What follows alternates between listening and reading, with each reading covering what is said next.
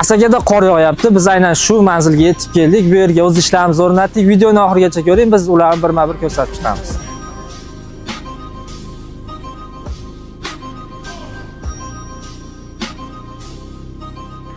Bu esa bolalar yotoqxonasi. Bu yerda aboyi och yashil va biz bunga to'qroq yashildan foydalandik. Siz de o'ylab turgandirsiz, mehmonxonani qanaqa fasonda pardani tiktirishim kerak?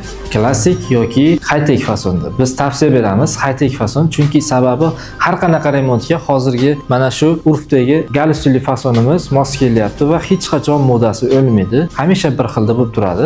Jaluzi tanlashda siz nimalarga e'tibor berishingiz kerak? Birinchi navbatda siz bizni eshitishingiz kerak, sababi interyeringizga moslab aytamiz.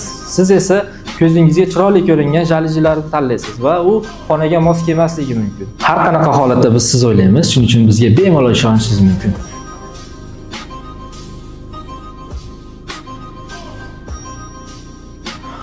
Hozirgi kunda hamma shinam oshxonani xohlaydi, ayniqsa ayollar shirin-shirin ovqatlarni mana shunaqa kuxinli mebellarda pishirgisi keladi.